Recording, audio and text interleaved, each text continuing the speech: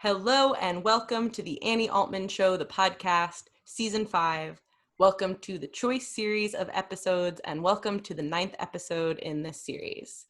Today, I am so fortunate to be here with Brandon Bizzy Murphy, Bizzy, MC Bizzy. We met in the back of a Lyft in LA and started talking about entertainment and parties and life and all the things, and are now connecting virtually Hawaii to Atlanta to record this podcast. Welcome. Thank you so much for being here. Thank you, Annie, for having me. I'm really excited to be here, and I'm glad that we are doing this finally. It is time. The podcast party is here. Awesome. I'm excited to be here. I'd love for you to share a little bit for the listeners and people watching on YouTube about MC Bizzy and how you got started in party and event planning and coordinating and connecting. Awesome. Okay. So it's really a short story that I'm going to sum up because I'll be here all day trying to give you the whole background. But I went to a historically Black college and university in North Carolina. That is where I went to school for business management. And there was a particular admin that worked at the university that asked me to host the organizational fair. I was very nervous to do it, didn't know if I could do it or not. She's like, hey, you're very social. I think you'll be good here. You're going to host it. So she kind of like made me do it. And that's when I discovered I'm really good at keeping people entertained, improvising. Some organizations weren't there. So these are all the student organizations of the entire university. And there's over at least probably 250, 300 organizations that are on the campus, and it hosts over 11,000 students. So it's a very big, kind of big university. So yeah, I was nervous to be in front of 11,000 people trying to keep them going. Of course, the whole school didn't come, but majority. It's a big deal.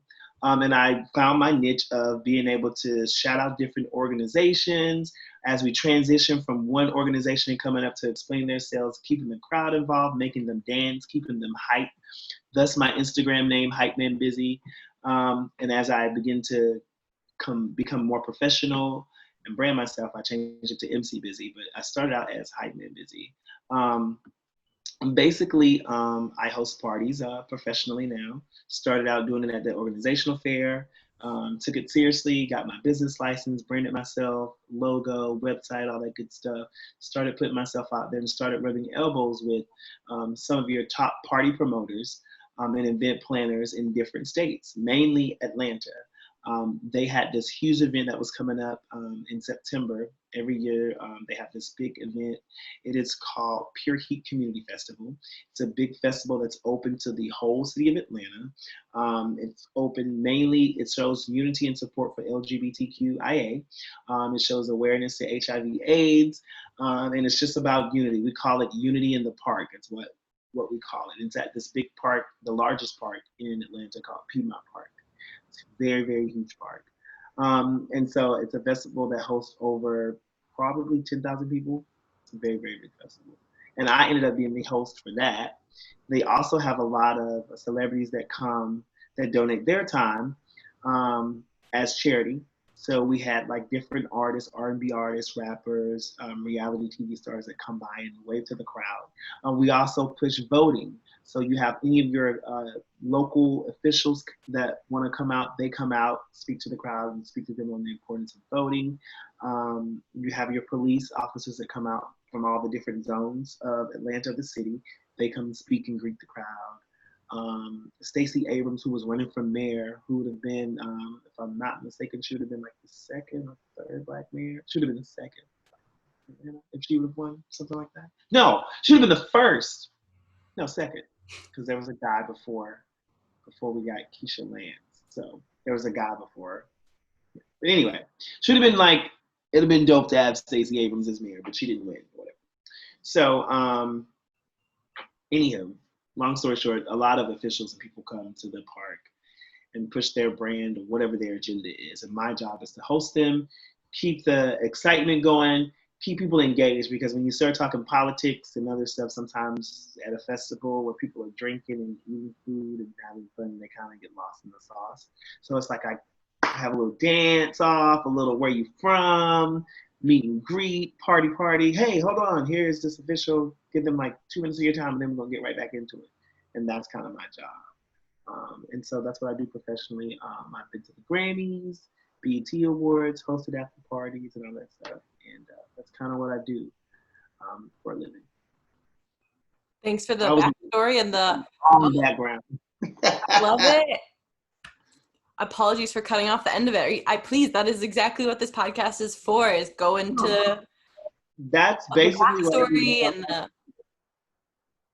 I'm sorry. I said that's basically what I do. That's how I got started.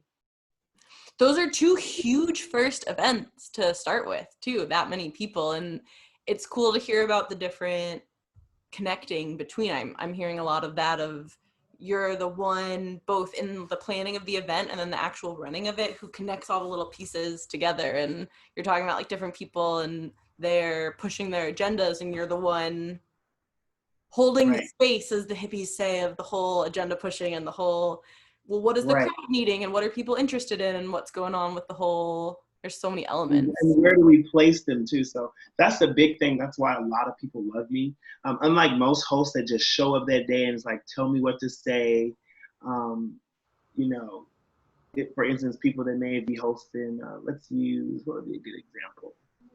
When Steve Harvey hosted, was he hosting? He said the wrong girl that won the beauty pageant or Miss America or something. Instead of being a person that comes in and just reads a card, I'm actually on both ends. So I come through the planning process, so I kind of know in my mind who's coming.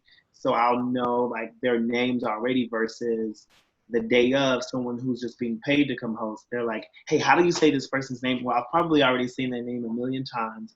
We've discussed this person, and I have a little bit of a background to introduce them, because before they come and push their agenda, I have to know your name, what it is you're coming to do, and what you're trying to push. Because sometimes we're on a time schedule 10 times out of 10. So when they start going over, I have to kind of, tap them on the shoulder, say what we got to say, give a quick recap to the crowd, and keep it moving, because everybody has a time slot in the scheduled time. So I'm always, like you kind of said, I'm on the front end piece of helping plan, and so we can know where to place people. Like you wouldn't want to put a rapper and then bring in, a politician. You probably want to put the rapper closer to like a dance off or something, and then put the politician somewhere where we're bringing in like the police. Just kind of make stuff flow. Believe it or not, event planners, you would think they would know that, but as a host, I have to know what flows, because I can't get them hype about, this rapper that's coming out and then expect them to pay attention to voting in the next second. So I'm really strategic on how I place things and what we do and where to place them throughout the night, or the time schedule of what we want to do. We try to keep the fun rappers and reality TV towards the end, and you want to put your politicians and all that stuff towards more so your beginning and middle of your event. Strategy is such a good word for it. I feel like it's one of those things where there's so much background stuff happening that people don't notice, or part of when there's a quote good flow is that you don't notice how much work and effort went into structuring it in a really mindful way and having it be so You can to be say that real about it with like, people don't want to end the night with the politician as like the last, like if you ask 10 people, you want like, do you want the last part of this show to be a 2-minute political speech? Who's gonna be like, yeah, that's what I want to hear before I go home. And also coordinate the whole picture.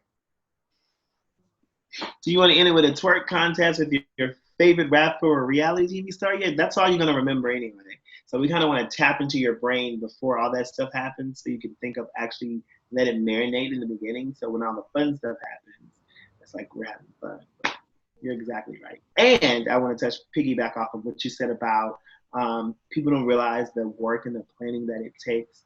I would never have thought in club life the amount of business that goes on for just simply having a club night. It is a lot of work.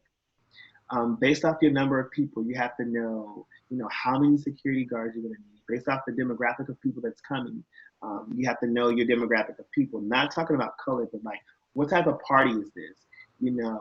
because you're going to know what type of people you're dealing with based off of the demographic of party that you're throwing. So is it an upper scale? Okay, if it's an upper scale, we don't have to worry about upping security because these people are entrepreneurs, business owners. They're not really going to fight. They're not going to really, they're just there to spend money and look cute and do this stuff. But if you're dealing with some people that's just like, we're here to party, we don't care, don't touch me. If you touch me or look at my friend wrong, I'm going to hit you in the lip. So you have to plan security for the event. I mean, if you have bottle service, you have to plan, well, what type of bottles do you want to have based off the demographic of people we're serving? Because when you're serving a certain particular crowd, they may want you to have certain premium liquors that venue may not even offer. But if you're serving another crowd, you could have, less premium liquors. It's not really a thing to worry about. And then also theming. If your party's the same all the time, nobody wants to come to the same dry party. So we have to continue to use marketing strategies to figure out what can we do this week, next month, to change up what we're doing and make people want to say, "Ooh, okay, we normally go on Friday, but I definitely want to be there for this because they have this person coming." Or, "Oh, this is a 90s theme," or "This is a Halloween theme," or whatever we're doing. It takes a lot of planning. Leo takeover. Every month we do some type of birthday takeover for whatever zodiac sign. That's a strategy that we use. So we know that every month we're gonna do, for instance, Leo's is the season now. Okay, all Leos are free on the first Friday. This is the Leo takeover party every first Friday. So we strategically find different ways to cater to all humanity, make them happy, to get them to come out. And be entertained and party and go be a human and with other humans. Right. We as human people, we're really doing the same thing. We're just giving it a name, giving it a theme, and the way the human mind works. Um, it's new. I mean, because every month it's a new month. It's new. It's a brand new party. It's a brand new way. I love you Black saying like we're doing the same thing, like it is the same, and also I It's the appreciate same your realness whole. of yeah. Okay, I would love to hear in two separate parts what you really like, what feels really good to you about the planning part, and also the party part. Like the first things that come to mind when you're like, yeah, like this is what I love about this. Okay. So the things that I really like about the planning part, or the things that I don't like about the planning part. Ooh, let's get both. Let's get both for both. So the planning part, the things I really like is getting intimate with like it comes through all my devices. It's okay. I've been there. All good. Okay, let me try to mute this one. Okay. But the thing that I like about planning is I get to suggest. I'm kind of like the person who really now my opinion holds so much weight. Like I kind of get to choose who I want to work with.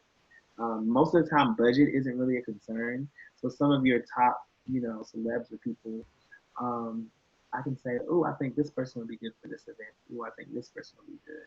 And it plays a role because depending on what type of event it is, like I said, and what we're trying to accomplish, you have to find celebrities that fit that niche. So, for instance, if we're doing something based off of singing, we wouldn't want, like, if we're doing like a party based off of like we're gonna bring some independent artists that are local, like that sing and stuff. We wouldn't want to book a rapper to come host that party. You would want to get somebody who's in the field of R&B singing, who's known as like vocal talent. So I would call on somebody like Brandy or somebody like that, who's really known for their vocal capabilities, like singing. So that is the great part about planning, and to see what I plan and what I envision actually play out is another great thing. Like, oh, this is awesome, and when it goes well, the accolades that you get from people that DM me, hey, this was dope. I get all types of messages. If Hype Man Bizzy's hosting it, that's all I need to know. That's kind of what they say in Atlanta. If you're hosting it, I don't care who's the promoter, whose event it is. If I know that you're hosting, I know it's it because everything you host is always like lit. So that is the great thing. The bad thing about the planning is getting everyone's schedules together so that we all as humans can come together and get it together. And we all as humans can agree that it's not exactly what we want. As I said, sometimes it is fun for me to choose, but based on what event it is, I have to tell promoters this all the time. We have to engage in what they want. At the end of the day, we're trying to make money. I could be tired of working with a celebrity. Like, okay, we booked her 3 or 4 times. But on the financial side, every time we book her, they pack it out, they love her, and they still want to see her again.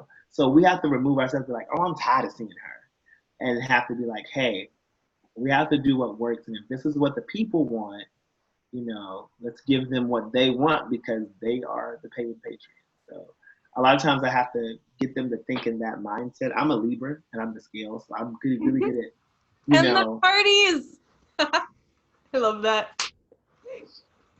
so I'm really good at like saying, hey, let's Both sides. consider what they want, not what we want, and what's going to work. And let's make money because the ultimate goal, even though we want to have fun, we do want to give people a safe environment, comfortable environment to party and have a good time. We have to be mindful um, that we still want to make money. Nobody wants to Mm. go home broke. Let's zoom in on this part because I feel like talking about being real and the party being real and cohesive. Again, I appreciate your realness in saying that, and that money is a part of it because like you were talking about, like who would have thought all of this in club nights, that there's all this planning. It can be easy to separate it from the business, money, all of that side when it's like we're at a party, we're having fun, we're doing like we're in party mode, we're not in business mode. And your Libra Mm. skills are like, well, it's both. This is when your big C comes up of choice. This is when choice plays a major role because we all have to make a lot of choices on the day of the event. We have to make a choice to be honorable, and that is after we started charging people stuff, and now we see, okay, there's a hell of a lot of people coming. Promoters can choose to be honorable and say we're going to keep our same rate, or okay, let's open up a cut line.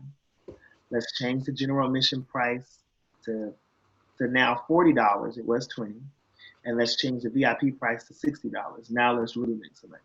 They have a choice to be honorable and say this is what we're going to do, or they have a choice to say, hey, we put on our business hats. Hey, we've already made what we're going to make. Now it's time to make money. At this point, we've been honorable enough. We've got enough patrons in. Now we're going to what we call inflame in entertainment. We're going to start taxing them. Okay, $40 for them to get in, $60 VIP. That's what we're going to do. Okay, so that's when choice comes in, and then choice comes in on the I guess employee side, business side, for the people that you work with, your coworkers. What choice are you going to make that night? This is where things go left or right. Are you going to keep it real that night and be like, hey, I'm here to work and have fun, or are you going to go overboard, become intoxicated? Now you can't function. Now you're giving bad customer service. You're getting frustrated with patrons getting in because you're not understanding what they're telling you. Maybe they're holding up the line. Maybe they're trying to find their ID. And maybe you're coming off a little rude because now you made a choice to drink and try to party when there's still business that has to be handled. Because entertainment is way, way, way big on customer service. Believe it or not, in club life, you would think, who cares? We're just going to the club. But customer service in the club makes a huge difference on whether they're coming back to party at your event again. So you really have to make them feel, especially your VIP people who are buying sections and they're buying bottles. Most bottles in the club range from $200 to $400.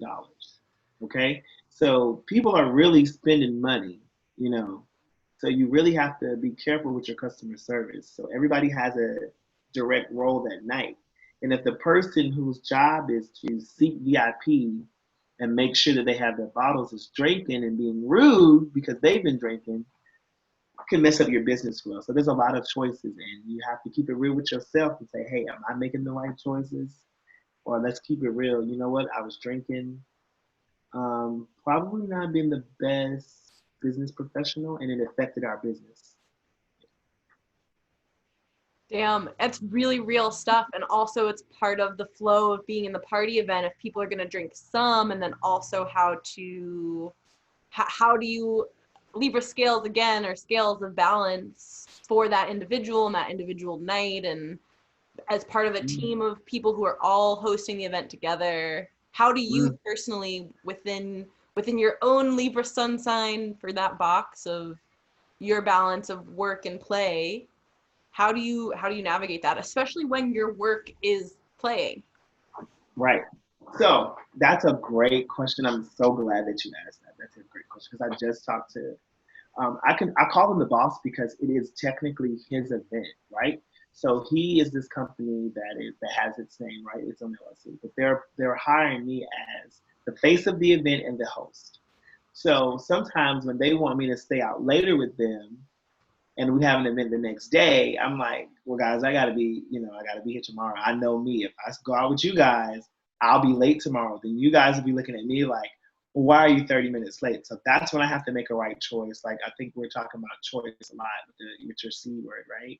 That's when I have to make a lot of choices and it's really like a lot of self discipline because I party Thursday, Friday, Saturday, Sunday, Monday, Tuesday. Right now, my only off days are Wednesday and Thursday, and we're about to add a Thursday night.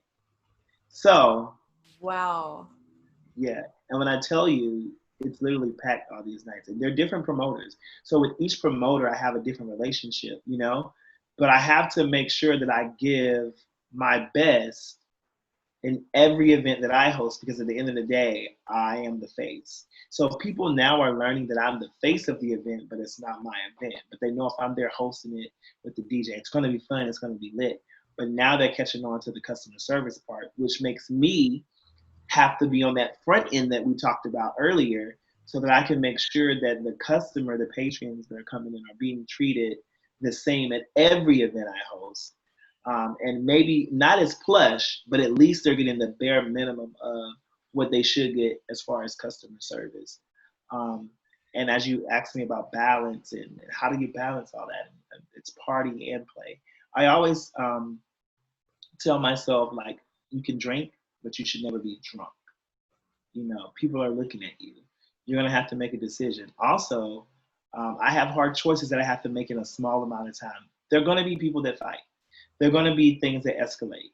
And unfortunately, because the other people are either working the door, working cashiers, VIP, they all have their assigned job. I'm the one that's looking at the crowd along with security. So security is looking at me like, what do you want me? Are we putting them out? What are we doing? So they look at me a lot and say like he'll throw his hands up like, are they? What do you want me? Do I need to put this person out because they're getting too rowdy? So I have to make sure I make a fair decision. And a just decision in a small amount of time. So most of the time, everybody knows Bizzy says, I don't care who it is. If I see two of you arguing, you're both going to be asked to leave. And in the time that it's going on, that's what I say on the mic. I can't decide who's right and who's wrong, but I can tell you if there's an altercation, both parties have to leave. So I'm not choosing a side. Yeah, I'm on the side of there's an altercation in the club. We all came to have fun. You both have to leave. So that's kind of how I do. I've learned. It took me a while to get there because there are times when I took somebody's side after they told me something, and then when I found out, well, that's not exactly how it happened, and they were wrong. So it's like, hey, you have to make.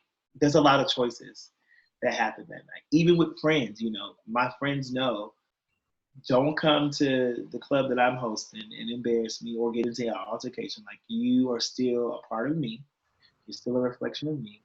So you can't do that. You can't argue with anybody. You can't not tip. These are all things that friends normally going out don't even think about. I said, if you have a server, you need to tip at least 15% because you're a reflection of me. Because they're gonna be like, his friends got a hookah, but definitely didn't tip. They ordered a bottle. They paid for the bottle, but they definitely didn't give me a 15% gratuity. So things like that come into play. So then I have to make another choice. Who do I invite out with me? Who do I say can come and represent me as a friend? You know, should I even invite any friends? If they come, should it be for them to come on their own? And so over time, that's what I do now. I no longer have a guest list of friends and people that I put down like, oh, y'all send me your first and last name, I'll put your name at the door. Now when you come, you're a paying patron like everybody else. So if anything happens, it's on you. Even though you are still connected to me, pay your way. Let's support each other. We're both in this thing together. You may have a business, I may have a business, but I want you to kind of respect the hustle, because if I let 15 people in for free and my business partner who helped me plan it only let one person in, well, why does Bizzy get 15 guests and I only get one guest? You know? So we have to also control that. We have to make a lot of choices of what we're going to do. Okay, so now we have rules where it's like, okay, everybody only gets 1+1. We have a lot of rules within our own planning that we make for ourselves to make sure that business and friendships don't contaminate the business. A lot of boundaries, a lot of, I love hearing about that. You getting to the point of saying, this is my policy, this is my guideline for what works for me, and things is that I'm not gonna go into whatever's happening in the moment. I'm gonna say this, we are all as a community doing this other thing, and so whatever else is happening, both parties gotta leave. Yeah, and not like, oh, you're banned forever, you're whatever. That this just is that loving, firm and loving. Please go. Love you. I know. And that's I mean, for the keeping it real of that stuff happening, and in that position that you're in, where you're attempting to host and also then be the person making that decision to the security guards about what happens, and because that's going to impact the flow of the rest of the whole everything. Right. So there are generally a lot of rules. So we're not supposed to like have random people on stage. The reason we do that because it's a safety concern. One time you bring somebody up, they may be drunk, they may start pouring liquor on the DJ's computer, or they decide they want to slap the DJ. So for safety concerns, the rule is we don't bring anybody on stage unless they're a staff member. Don't have them up. But in the moment of a hot song, I may pull somebody up and have them dance. But it's not necessarily a good decision because I don't know them. I don't know what they're capable of. I don't know if they're going to hit me. So sometimes I do make a lot of impromptu decisions, and security's really good at helping with that because we want it to be fun. It could be somebody's birthday. I'm like, it's your birthday? Come here. And in some instances, I've really made someone's whole year. Like, I was at the club. It was my birthday. The host didn't even know me. He put me on stage. So I do different little tricks and things. So sometimes they don't know what to expect from me, but I try to make sure I make wise decisions. And, I have to always think about, in those moments, I'm not always thinking about the safety side, like the equipment and stuff, because we've had that happen. We've had somebody come on and then, in the moment with their drink in their hand, just throw their drink up in the air. But there's this MacBook that he's DJing from and all the equipment, and then we're wet. And, you never know, everybody, you have people from everywhere partying with you, so you never know what one is capable of. So there are a lot of concerns that before I got into this industry, even probably with me talking to you, you probably like, that is a lot to consider for one little old club night. Totally. There's so many pieces, and there's so much being real about human nature, and also what happens to big groups of people at parties, and when there's that energy of we're all here for the same purpose, we're all doing the same things, and how to, again with the scales, how to say, okay, well, we're here to have fun, we're humans, and also we're humans. People throw drinks sometimes purposely or accidentally. Sometimes they're just like, that's what I had to learn too. That's part of my growth process, I'll say, with just keeping it real. I had to learn that everybody is not raised the way I was raised. Everybody is not from my walk of life. So what one may consider disrespectful, they're just trying to have a good time. They might throw drinks on their friends. They might take a beer and just throw it up in the air, but to everybody else around them, has he lost his mind? Why would he disrespect me and throw, liquor all over? I don't know you like that. So you have to keep it real with yourself and be like, hey, did that person really mean it that way? Or was there like in the moment, it's a lot of choices. It's a lot of like, let's keep it real. And I think keeping it real is the best way. Keep it real with yourself. Research. Did you really know? Did they really mean to step on your shoe? Did they really mean to push you? Did she really bump you because she didn't like you, or was she just walking through the club and she didn't know you? Now y'all about to fight, and where this whole big, it's the smallest stuff, and you would not believe some of the craziest. I love that example of like, do you really think she meant to bump you, or do you really think it's a personal thing, or maybe you're packed in a crowd of people? Like maybe there's more possibilities here. Let's keep it real. When you drinking already and feeling yourself, and like I wish somebody would bump into me, and here she goes. She got some. So now you ready to show off. Are you that person that gives that type of energy all the time?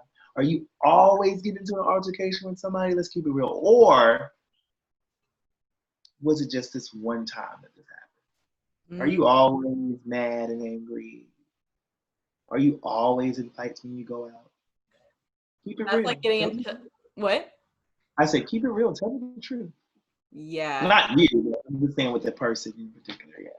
Well, to me too, to everybody, of what is, I'm the word reputation keeps coming up in my head, and both, it's kind of like the word consequence. I feel like reputation often gets a lot of really negative connotations that make sense and don't. Of there can be positive consequences. You can have a positive reputation, or that keeping it real, that reputation is a thing that exists in a collective of humans where we're all gossiping and talking about each other. And a lot of people want to not keep it real and act like, oh, no, I never talk about people, or I would never say this, or just like acting like part of being a human isn't being curious about other humans and like, oh, well, what's in their nature to do? Is that how they act?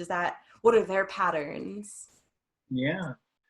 Keeping it real, we automatically, as we know people, we already kind of have sized them up to what we know typically what they would do and what they wouldn't do. That's just, unfortunately, we say we shouldn't stereotype, we shouldn't do this, but we kind of do have a preconceived notion of even what is that something. Like if somebody told you your friend did something, you in your mind say that sounds like something Annie would do, that sounds like something Bizzy would do, or you thinking that doesn't sound like Annie. We have already had these wheels going of what they would if they wouldn't do. But I had to learn how to take those wheels off and throw them in the trash can, because we never know what the human mind is capable of doing. Sometimes it's stable, but when there's a mixture of drugs and liquor and other things, we don't know what somebody might do. Even if that is that loyal friend that we always say, that doesn't sound like them. We may begin becoming defensive, and so that's why I say I made a choice not to take sides, because that particular night, out of all the nights of the 30 years you've known somebody, it could have been that night that they made the decision to do something different. So we are human. We make mistakes. We make different choices. And we just got to keep it real. What does that word mean to you, real, when you say, I know words are words. What does it mean to you? I say keep it real. It means a lot. It kind of means like you have to be authentic, truthful, just taking stuff for it is what it is. Like let's keep it real. What it is, what it is. It's no sugarcoating it. We're just gonna keep it real. Hey, I hit you and I meant to hit you. I don't like you. I haven't liked you for years. It is what it is. Let's just keep it real. Hey, I don't like your outfit. I didn't like your outfit. I was talking about other people about your outfit that night and making jokes at you, so I was looking at you funny. And yeah, I was laughing and talking about you, and that's probably why you came over and wanted to fight. Just keeping it real, just being authentic um, authentic and honest. I think that's what keeping it real is, being authentic and honest. Why do you feel I hear you, and it can be such an easier said than done practice, or it can be easier to sit here and talk about it than to do it, or What's gonna happen? It's getting close to. I should have turned all this stuff off. It's getting close. Oh, you're good. It's given a nice exclamation point. of like being, I feel like sometimes we all can believe we're more honest than other people or than we think we are, or that maybe, or go to the opposite of like, not the opposite as much as making it a bigger deal, like talking to other people like, oh, they should just do this or that or say this thing. And then in actuality, it can be a lot more challenging to do that and to be, I just had a like recent personal life altercation of moving into a new place and needing to advocate for something that happened with someone lying about something. And it can be, that stuff can be so much easier said than done to not like come back with anger, to not make it a big thing. Yeah, like how to keep it real of saying, How to keep it real. I think what happens is, like you said, it's easier said than done. But a lot of times we're either trying to protect somebody's feelings. We don't want to look like the bad guy. so real to both of those. We don't want to look like a bad guy. We want to protect someone's feelings, or we simply, meet. Some of us simply don't like confrontation. We're trying to avoid confrontation. Or some people are pleasers. They just want their friend to be happy. Do you like this? Yeah, I think it's cute. You like, because they know that you like it. But a lot of times that one little unreal moment can turn in either to a web of lies or turn you into a pathological liar. So it's better to find a way to approach it in that moment, either find a way to approach it to avoid even larger train wreck in the future or even larger, more uncomfortable situation. So I've found different ways and tactics. I haven't mastered it, but I'm pretty good at how to be like if they like, do you like this? I'm like, well, it it looks good for you because that's something you wear. I would wear it because I could pull it off, or when I may not like it, but I might like it for you because that is how you already dress. Typical you. So you have to find little ways and tactics to make it work. You know what I'm saying? You mean about like, so then you would still being honest still with someone, keeping it real with someone, while also keeping it real with yourself, like with the outfit example, like your own preferences of being like, okay, Right. well, I wouldn't wear that, and also I like how that looks on you, and Or like truly or meaning that. Or if you really dig your don't, way be like, out. no, I don't You like know, that. yeah, dig your way out. I'm not that fashionable. That's a decision you don't have to make. Or, like I don't make the best decisions when it comes to that. So you're gonna have to make that decision. I don't know. Well, So ways to avoid. pause.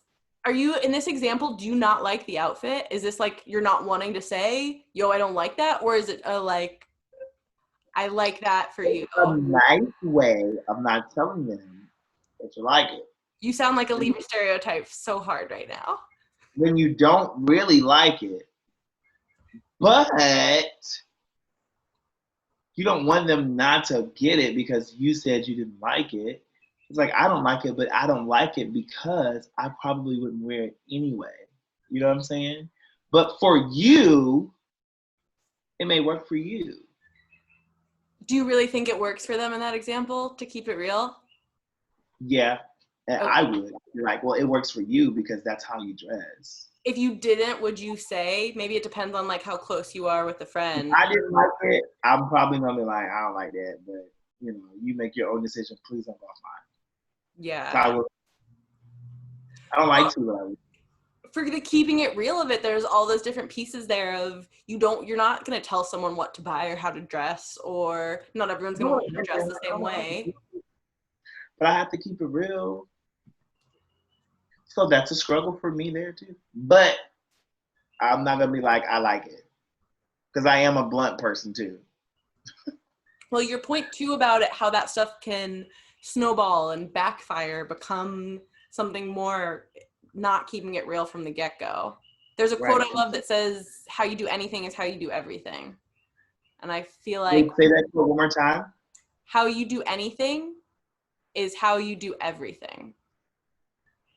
And obviously that's goes to an extreme, because I also agree with your point of you could know someone for decades and they could have one night where they act differently or something goes differently. And also, for the most part, if someone's keeping it real in one area of their life, they're more likely to, in my experience, be keeping it real in other areas too. Yeah, that's true. I think there's ways that you can keep it real, but also not be harsh. Say more on that. Yeah. So that goes to saying like, just because, like I said, like there's a one friend that to me he dresses different, but it always works for him.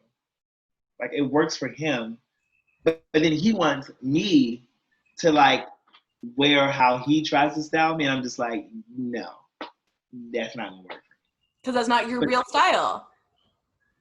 in his mind, he feels like, well, you don't trust me to dress you. And I'm like, no, you're just changing who I am. So he feels, let me do it, just trust me. And I'm saying it's not that I don't trust you. I think you collab different things well for you. But I just don't think that works for me. When you style me with something you think I would already wear, but you piece together. Sometimes there are fashion risks, you know, but just make sure that's not something that you want to wear and not what works and what's best for my body type, my body shape, and my personality. And I do want to be comfortable. And you know, if I'm not want to wear something that's more feminine, I don't want to wear that. I might want to keep, you know, my inside is my more masculine side, you know. Or if it's metrosexual, I may not like it. If it's hippie-ish, I may not like being hippie-ish. If it's too baggy, I may not like wanting stuff too baggy. I might want stuff fitted, but not too fitted, you know? Fashion's But a really helpful example of it, because there is that realness of expressing yourself with how you're dressing and how you're presenting yourself. And also the realness of, to go all the way back to the thing you said at the beginning of how we're sizing people up, or we're making ideas about them in our head to some degree of would they do this, would they not, that fashion is as a really tangible example of mm-hmm. keeping it real and expressing you. And then with the friend, like with the situation you're talking about all the keeping it real and the communication of like, hey, okay, friend, like I respect you wanting to give me your help, and also I feel like you're imposing your real preferences onto me, and here's my preferences, and I'm gonna keep it real and communicate with you. And it's like, sometimes when I zoom out from it, it's so goofy, and it's such a the whole conversation of, you know, to be talking about clothes and expression and Mm-hmm. is very real stuff. And also it's like with the party planning, with the event planning, it's so many little details of like, okay, friend, well, why do you care so much about me being in this outfit? Like, do you want us to match? Why do I care so much about you asking this thing? Do I have some other thing I'm wanting to express? Like, what's happening here? Yeah, you're exactly right. Exactly right. There's so many pieces. There The is. well, and even the like the realness of how you express, and I know for sure like that feeling of real, or like putting on an outfit or doing something where I'm like, yeah, this feels real, this feels like me, this This feels feels like yeah, this feels like me. That looks like me. That's something because I can go to the store and be like, I know you like that, Marty, because that's something you would wear. That doesn't mean that I necessarily like it. That means that's something you would wear. I could see you wearing it. So if I was shopping, I would know how to shop for you and buy you something. Because that's another thing too. I'm a type of person, do not just go get me something and be like, here. Don't go in the store and get me a soda if I don't drink sodas. And think that I'm supposed to be happy that you brought me a soda because I'm going to be disappointed that you've been my friend for 3 years and you brought me a soda and you don't drink soda. I do drink soda, by the way. I'm just using that as an example. I feel like the thought and knowing me means more than just you doing something for me. You know, hey, I or got you a bag of chips, but you know I don't like barbecue. I only like plain chips. Why are you bringing me barbecue? I thank you so much, but why would you bring something that you know me? Why? Have you ever had a person like that in your life? Like they just like birthday, here you go. Okay, why would you buy me a watch? And I don't even wear watches. we're back to the thing again from the beginning of details and the real. It's very real that details are both very relevant for the one side of the Libra scale here, and also details don't matter at all, right? Like you don't know the detail, you don't want to know the details of the altercation or the whatever, it's not relevant. And also these little Ooh. details are so relevant because when someone brings you a bag of something and you're like, dude, I know I've said to you more than five, like I've said this to you that I don't like this, and I so appreciate the gesture, and also how many times do I have to keep telling you this detail? And I know for me personally, because I can get so into the details where it's how to have that balance between there's no way that everyone's going to know all the little details about everyone. And Right. also I don't want someone knowing.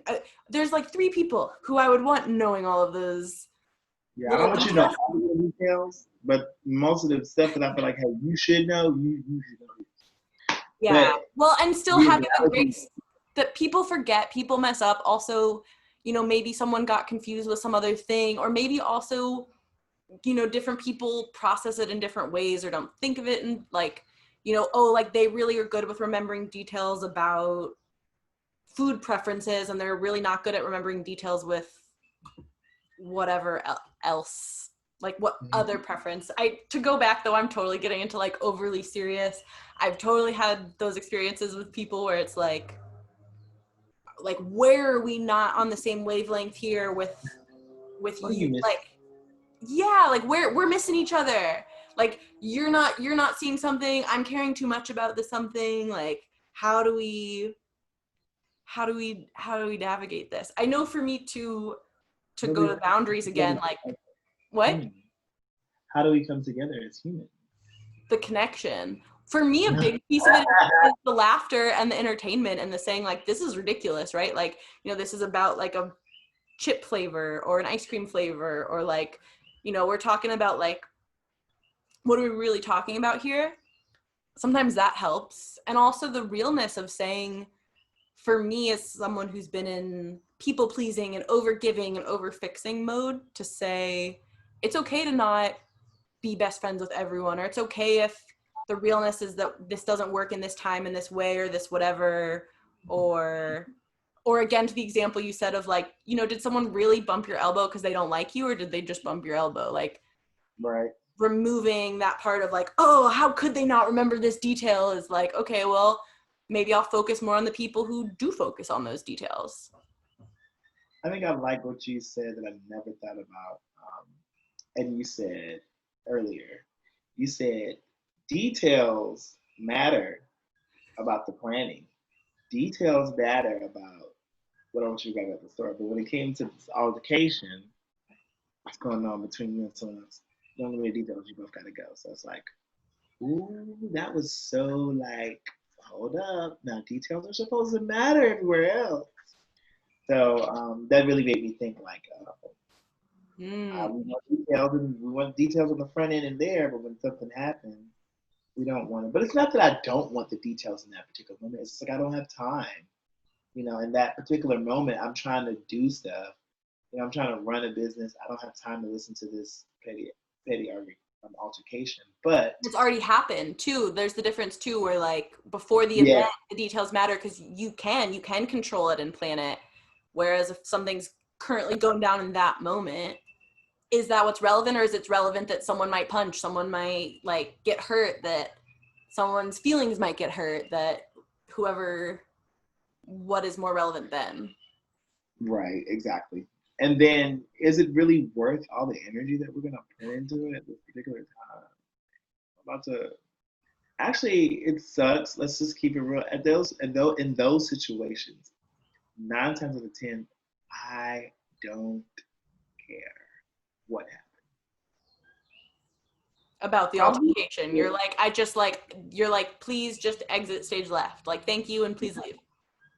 I feel like no matter what happened, which may not be true, we're adults. We're in a club environment. We can walk away, but you're probably too busy trying to prove to each other a point or make the person that you're into it with um, understand what you're saying, and they're trying to make you understand them. and neither one of you are backing down. And so that's how we get to boom, you know? It becomes a power dynamic, and you're here hosting and emceeing saying, this event is not about your little power struggle between whatever two people. This is about this whole bigger collective event that we are Trying doing to and run it. keeping it, and that's, you're keeping it real with the job of like, this is what we're here to focus on. This is what we came for. Stop playing.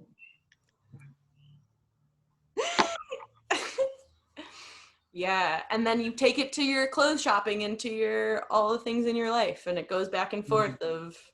I try to, there are times where my biggest thing now, which is I'm glad, because I used to be the person that was quiet, wouldn't say anything, and just kind of ride. That was what? But now that was quiet, when altercations were going on and things were going on, and I wouldn't voice my opinion on it because Libras, don't really like confrontation, you know. But I found out that, sometimes your voice is needed in those, whether it's uncomfortable for you or not, you need to be the voice and the side of what is right. Stop silencing yourself because you don't want to be a part of it and you really don't care, but you still need to be a human and stand on the side of right. Be like, hey, you're my friend, but on the side of right, that's not something you probably should have did. Love you, but And that's part of loving that friend, is keeping it real with them, to me. Yeah. Especially if you're gonna keep moving in that friendship. Definitely. How else are you? How can we have a friendship if we are both giving each other unauthentic compliments, unauthentic advice, unauthentic love? We should be, as two humans, we should be able to tell each other the truth and then know when the truth is the truth or is the truth. Okay, you hate on me now. You just saying that good. That what was that? I said know when the truth is the truth and not the fact that sometimes people think, oh, well, he or she is jealous of me and da da da. Just knowing the truth is the truth, and accept it for what it is. And keep making choices that go along that way, little by little, and then messing up and then keep going. That's right. That is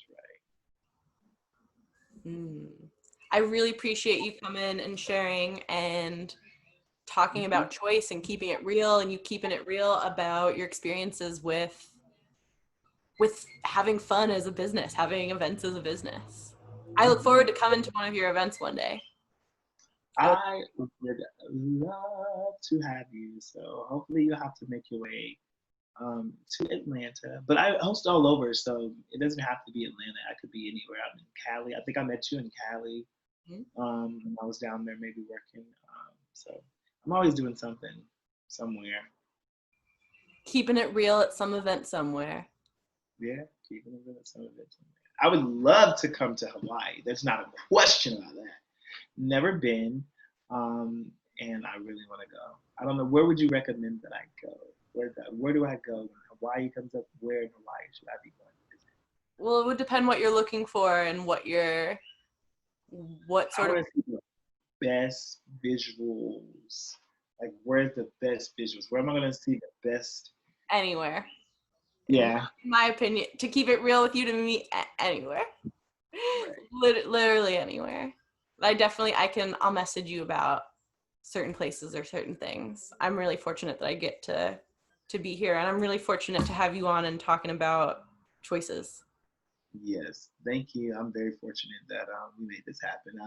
I take anybody that asks me to be a part of something, anybody that's an entrepreneur. I'm really big on that. So I will make time to be like, hey, let me come support, because you never know who's who, and you could start off on this, and then you're on daytime TV with your show. And I'm like, hey, I was a part of her when she was just doing the YouTube series. Totally. And keeping it real with the whole time, connecting with the people that it feels real and that keep it real to connect with. Right. Yeah. Just a genuine relation. Like, I met you and I said, hey, let's exchange information. You hit me up. And it's just a genuine connection that we have. We're not we don't talk every day, but the connection is still there. So I think when you meet that type of energy, It just kind of, if you have that type of energy, then you're typically drawn to that type of energy, and it kind of recycles itself. So I'm glad that you invited me, and I would come again and again. I look forward to podcasting with you again. And I love getting to learn on this episode that you're a Libra. My dad was a Libra, so that's super special to me. Oh, really? Your dad was a Libra? October 4th. And my birthday is October 5th. 5th? Mm-hmm. Cool. Fucking cool. Yep. What's your zodiac sign? You are a... I'm a Capricorn, January 8th. Ooh. So very business-minded, very structure, very like, why are we not distributing all the basic resources? What are we doing, humans? Very stubborn. I'm a Taurus rising too, so I got that fixed earth in me. So the friend with the fashion is a Capricorn. Okay. I'll offer you some insights about if you're getting Capricorn unsolicited advice is such a stereotype, and it comes from such a place of love, and also generally will be responded well if you're like, dude, I love you and this has got to stop, and here's why. That's him. He's very loving. Like, he's probably the most loving friend, and so I'll take that any day over anything else. But he is a Capricorn. Sometimes you're less, like, chill out. Yeah. Especially when you're like, hey, you. You're like, okay. He knows.